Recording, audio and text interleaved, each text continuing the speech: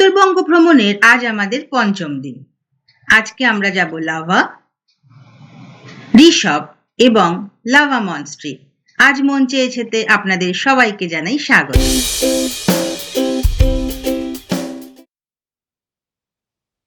Lava lava Kalimpong এর খুব কাছেই। কালিম্পং থেকে মাত্র ৩২ কিলোমিটার দূরে লাভা।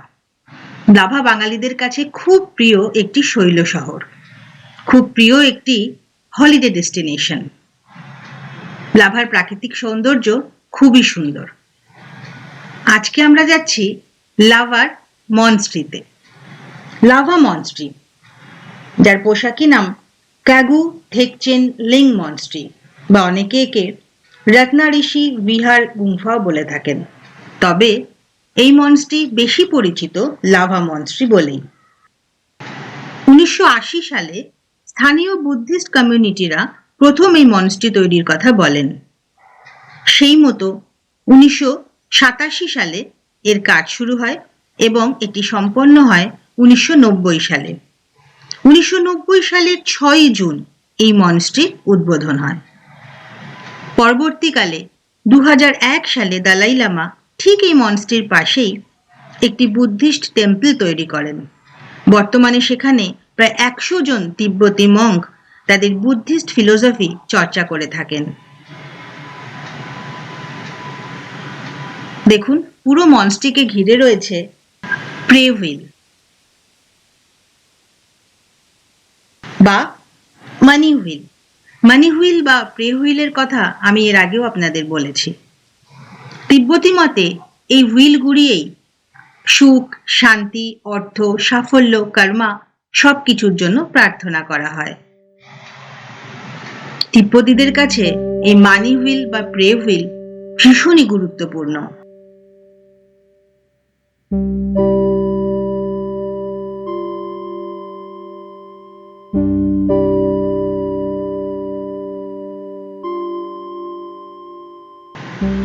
আমি এখন যে ঘরটিতে ঢুকছি সেই ঘরটির দুপাশে বিরাট বড় বড় দুটি প্রে হুইল রয়েছে, মাটি থেকে সিলিং পর্যন্ত এতটাই বড়।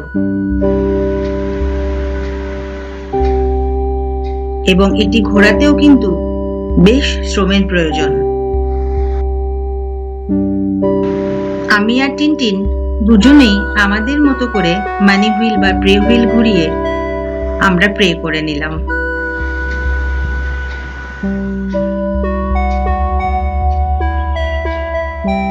যে কোনো বুদ্ধিস্ট মন্দির বলুন বা গুম্ফা বলুন বা মনস্ট্রি বলুন, যাই বলুন একই ব্যাপার। সব জায়গাতেই অদ্ভুত একটা শান্তি বিরাজ করে।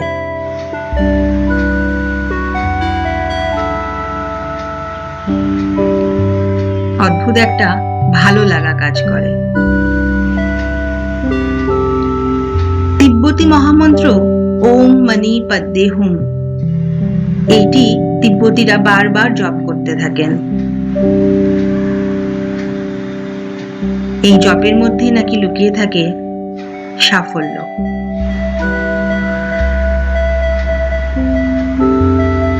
ওম মনি পদ্মে হুম এটি ওনাদের জপ যন্ত্রের মধ্যে লেখা থাকে এবং সেই জপ যন্ত্র ঘুরিয়ে ওনারা প্রার্থনা করেন।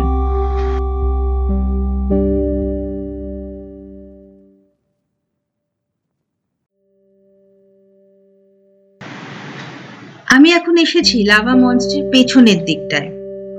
লাভা মনস্ট্রি নাওরা ভ্যালি ন্যাশনাল পার্কের খুব কাছে।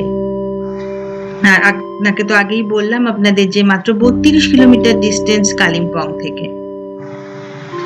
এই লাভাতে আসতে গেলে এর মেন রেল স্টেশন হচ্ছে নিউ জলপাইগুড়ি, আর ফ্লাইটে আসতে গেলে বাগডোগরা এয়ারপোর্ট। লাভার কাছাকাছি শহর বলতে কালিম্পং আর মালবাজার। লাভার উচ্চতা ৭,২০০ ফিট। মনস্ট্রির এই পেছন দিকটা ভারী সুন্দর, ভারী শান্ত, নিরিবিলি। মানুষজন আছেন কিন্তু সবাই নিজের নিজের মতো চুপ করে বসে আছেন। আমি কিন্তু কাউকে কথা বলতে বা উচ্চস্বরে গল্প করতে একদমই দেখলাম না।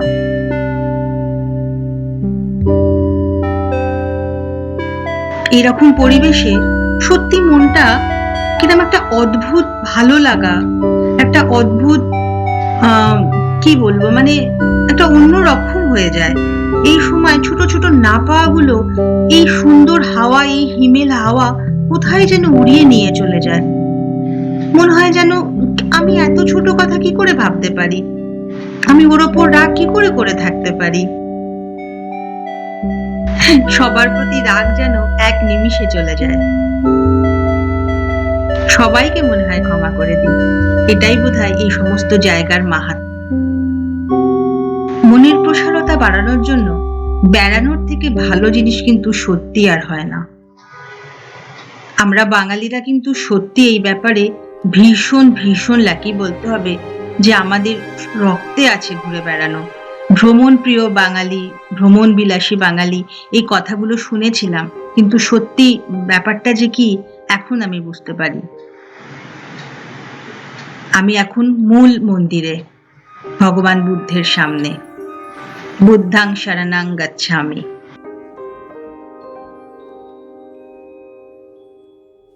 এই আবেশ মেখেই আমি বেরিয়ে পড়লাম লাভা মঞ্চটি থেকে।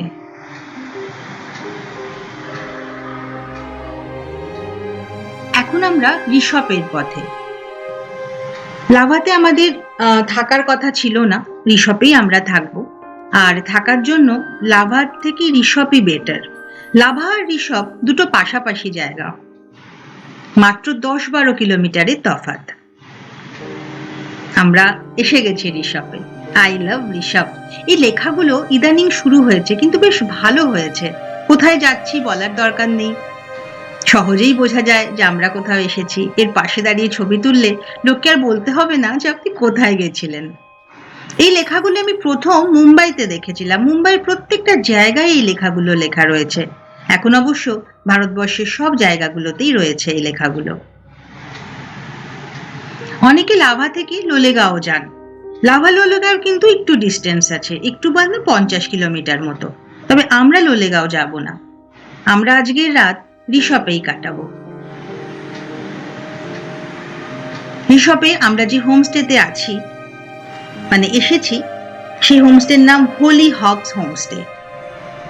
ভারী সুন্দর এই হোমস্টেটি, ছিমছাম। ছোট্ট একটা খামার আছে এদের, তাতে কিছু ছাগল, মুরগি এগুলোও রয়েছে দেখলাম। আর অবশ্যই রয়েছে রং বেরঙের ফুল। পাহাড়ি এলাকায় আর কিছু দিয়ে বোধহয় সাজানোর দরকার পড়ে না, প্রকৃতি এতই ফুলের সম্ভার দিয়ে এদেরকে সাজিয়ে রেখেছে, তাই অন্য কোনো কিচ্ছুর প্রয়োজন পড়ে না এদের আলাদা করে ঘর সাজাতে। প্রকৃতি নিজের হাতে সে দায়িত্ব তুলে নিয়েছে। এখানে এসে আমি যত রকমের ফুল দেখলাম, এই সমস্ত ফুল আর্টিফিশিয়ালি আমি মার্কেটে দেখেছি। তখন ভাবতাম এমনি এমনি বানিয়েছে বোধহয়, এরকম ফুল সত্যি হয় না, আর্টিফিশিয়াল তো, যা পেরেছে যেরকম পেরেছে বানিয়েছে। ও মা, তা নয়, সমস্ত ফুলগুলির অস্তিত্ব আছে, সত্যিকারের এই ফুলগুলি আছে। আর এই ফুলগুলো দেখেই ওই আর্টিফিশিয়াল ফুলগুলো বানানো হয়েছে। এখন আমি এটা বুঝতে পেরেছি।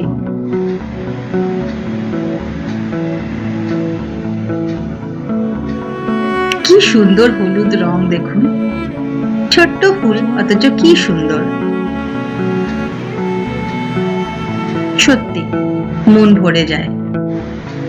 এই হোমস্টেটাতে আসতে আমাদের একটু অসুবিধা হয়েছিল এই কারণে, আমার সঙ্গে যেহেতু দুজন সিনিয়র সিটিজেন এবং আমার বোনেরও পায়ের অসুবিধা, আর এই হোমস্টেটা বেশ খানিকটা উঁচুতে, বেশ খানিকটা পাহাড়ের ওপর, তারপরে আবার সিঁড়ি।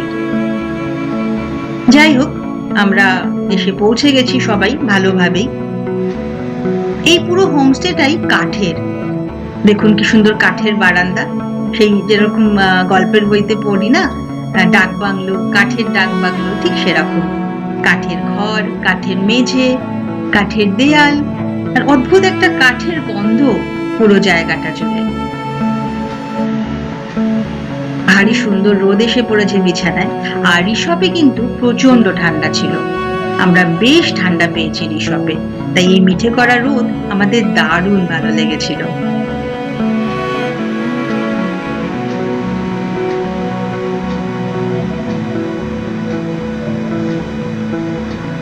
আপনার ভাগ্য যদি ভালো থাকে, লাভাতে কিন্তু স্নোফলও হয়।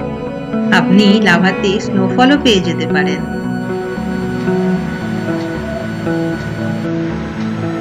দুপুরবেলা খাওয়া খেয়ে সবাই যখন আবার একটু গড়িয়ে নিচ্ছে, আমি যথারীতি একা একাই ঘুরে বেড়াচ্ছি। এদিক সেদিক ঘুরে এসে দাঁড়িয়েছি বারান্দায়।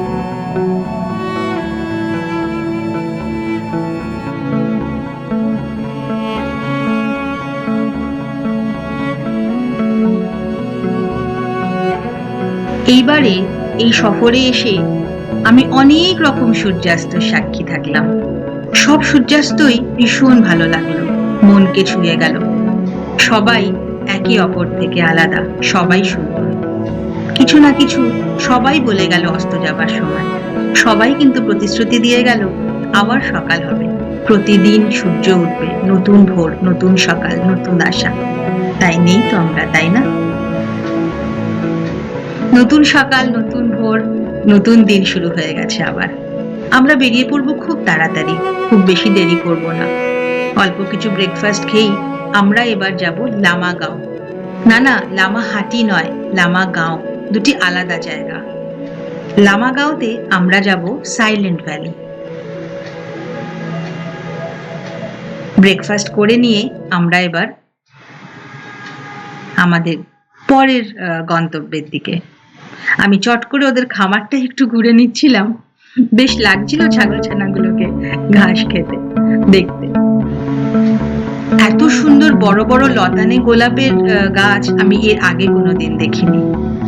যাই হোক, আমার গাড়ি রেডি, মানে আমাদের গাড়ি রেডি, আমরা সবাই উঠে গেছি, শুধু আমিই বাকি। চলুন আমিও উঠে পড়ি। কেমন লাগলো ভিডিওটা নিশ্চয়ই আমাকে জানাবেন, আর যদি ভালো লাগে একটু লাইক, শেয়ার আর সাবস্ক্রাইব করে দেবেন। আজ তবে আসি, পরে দেখা হচ্ছে খুব তাড়াতাড়ি লামা গাঁওতে। ততক্ষণ খুব ভালো থাকবেন, সুস্থ থাকবেন, মনের আনন্দে থাকবেন। সব সময় আপনাদের মনের আনন্দ আমি কামনা করি। আজ আসি।